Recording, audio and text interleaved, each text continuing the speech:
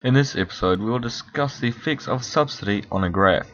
To understand the effects of subsidy, we must first understand what is a subsidy.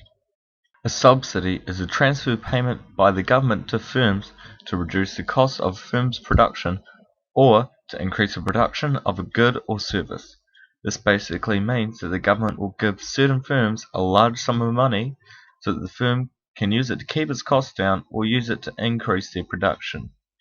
This is shown on the circular flow diagram as the arrow from the government sector to the firm sector. This will most likely increase the real flow from the firms to households.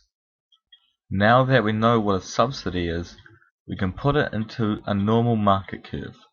A subsidy causes a new line to appear called supply plus subsidy. We name this new line S plus sub. This new line is always to the right of the original supply curve. This is because the subsidy is used to keep the cost of production down, so naturally it's to the right. Please note that the new line is not a real supply curve, so supply has not shifted anywhere. The new line is really just there to illustrate the costs.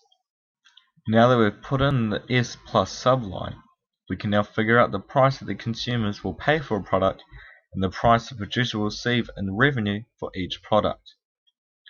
We do this by going from the new equilibrium to the old supply curve, and then we check the price at both of those.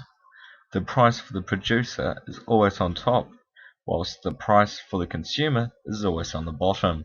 Now that we can see the difference between the two, this means that we can now find out how much the subsidy will cost to the government. To do this, all we need to do is find the difference between the price to the consumers and the price to the producers, and then multiply that by the quantity produced and consumed. In other words, this area here. That's pretty much all you need to know with drawing the subsidy onto a market graph. And with that, I'll see you guys next time.